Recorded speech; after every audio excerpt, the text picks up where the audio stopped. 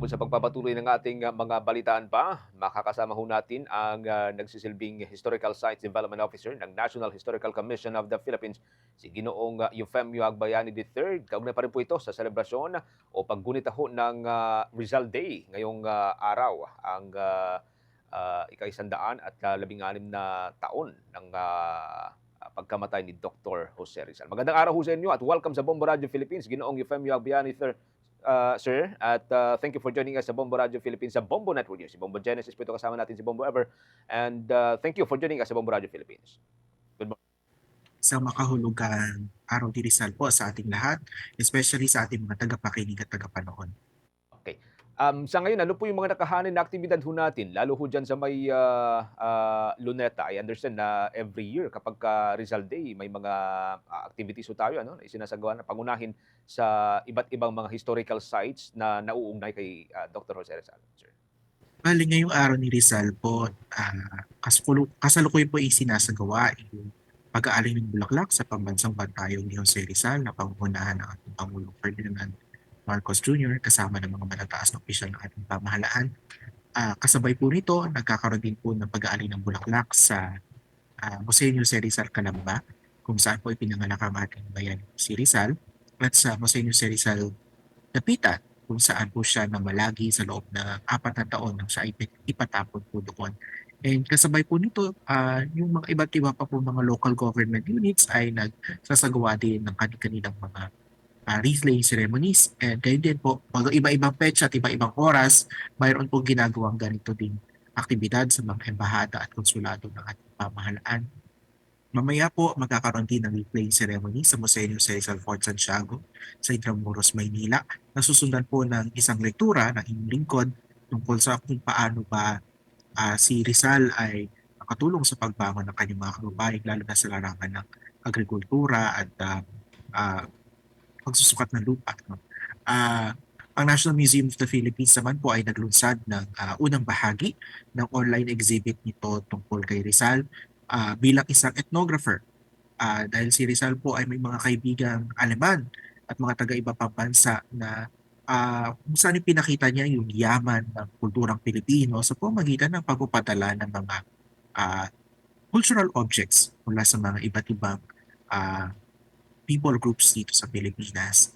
Um, sa iba-ibang bahagi pa ng bansa may mga aktibidad. Halimbawa, sa Museo ni Jose Rizal Dapitan, may bubuksan po na exhibit. Ang tawag po dito ay Bakas, Jose Rizal's Imprints in the Provinces of the Philippines. Papakita po dito na si Rizal ay hindi lamang bayani ng Maynila o ng Calamba. Siya ay bayani ng buong bansa dahil mayroon pong koneksyon si Rizal sa iba't ibang bahagi ng ating bansa, particularly sa mga lugar kung saan nakapagtayo o nangangalaga ang NHCP ngayon ng mga shrines and landmarks. Ito. Okay. Oo. Usually kapag ganito sir ano, based na rin po sa monitoring ho ng National Historical Commission of the Philippines, ano po yung kalimitan o karaniwan pong binibisita lalo ho kapag ganitong sumasapit ang Rizal Day? Sa amin sa NHCP, nagma-maintain po tayo ng 3 shrines tungkol kay Rizal. Ito nga po yung manabanggit ko po ng St. Jose Rizal Calamba, kung saan po siya ipinanganak. Ah, yung kanyang yung lugar kung saan po siya namalagi habang siya for a large part of his exile sa Dapitan for years ngayon po ay Museo Jose Rizal Dapitan at doon po sa pinagpulungan sa kanya bago siya bitayin sa Museo Jose Rizal Fort Santiago. Napakarami po yung mga bisita sa mga shrines na ito. Minsan inaabot po ng mga bus-bus, mga libo-libo sa isang araw. Nakakatuwa po na malaman na isa pa ring priority destination ang mga shrines na ito ng mga guro, mga pamilya, ng mga nag-field trip na eskwelahan, mga pamilya, at kahit ng mga ordinaryong turista. Yan ang maganda sa mga shrines na ito, maliban doon sa direktang koneksyon doon sa buhay ni Rizal, yung lugar, ah makikita din natin sa mga shrines na ito yung mga original na kasangkapan na nagamit ni Rizal at ng kanyang pamilya. Marami sa kanyang mga akda. Ah, and kaya mas nakakabuo ng koneksyon yung ating mga kababayan at kahit ang mga bisita natin, mga turistang banyaga sa buhay ni Rizal, dahil nakikita nila first hand yung mga bagay na may tuwirang may koneksyon kay Rizal. Ito. Okay. Bombo Ever, your questions? Alright.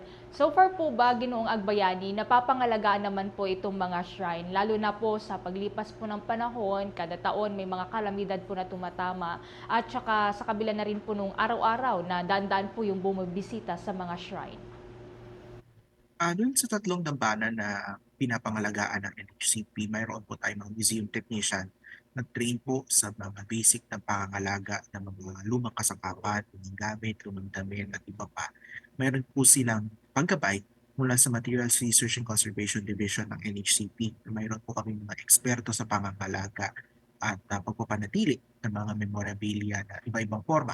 Kasi iba po yung style kapag kahoy, bato, bakal, papel, tela. Iba-iba po yung pamamaraan ng conservation po yan. Ah, Bagaman ang mga sites po na ito ay nasa tuwirang pangangalaga ng HCP at dahil po sa batas ay ito po ay libre. Kaya po siguro marami din pumupunta kasi libre, walang entrance fee. Pero nakikipag-ugnayan po tayo sa ating local government units at nakakatuwa po dahil ah, yung ating local governments po ay talagang very cooperative, very helpful sa mga programa na nagpo-promote po ng alaala ni Rizal. In the case po ng Dapitan, at dyan po yung local government ng Dapitan na talagang marami po din iniaambag po sa mga programa. Yung sa Calamba po, nagkataon na ang kasalukuyang alkalde ay kaanak po ni Rizal in a very distant way, pero kaanak pa rin talaga ni Rizal. At sa Port Santiago po, katuwang din natin ang Intramuros Administration sa attached agency ng Department of Tourism. And dito po naman sa Maynila, dito sa gagawin po na wreath laying ceremony sa Rizal National Monument sa Rizal Park. Kasama din po natin ang Manila City Government, ang Armed Forces of the Philippines, ang National Parks Development Committee at napakarami pang mga ahensya na papahanap. Paano naman po yung ginagawang pag-iingat dun sa mga artifacts na may kaugnayan po kay sa ating pong pambansang bayani na si Rizal, lalo na sa kanyang pamilya na posible pong may mga itinatago pa na gamit po at mga memorabilia po ni Dr. Rizal? Natutuwa lamang tayo no, na nung sa mga naunang taon ng ika-20 siglo, meron talagang effort na tipulin ang mga bagay na may kaugnayan kay Rizal at itampok po ito sa mga dambanang katulad ng nabanggit ko na kanina. No? Pero marami po ho mga memorabilia ni Rizal ang matili sa pribadong kamay. Ito man po ay mga na-donate sa mga institusyong katulad ng Ateneo de Manila University o nasa pangalaga pa ng pamilya.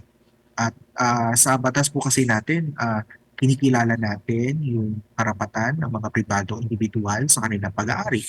Kaya hindi po ito pwedeng basta-basta lamang kumpiskahin ng ating pambansang pamahalaan.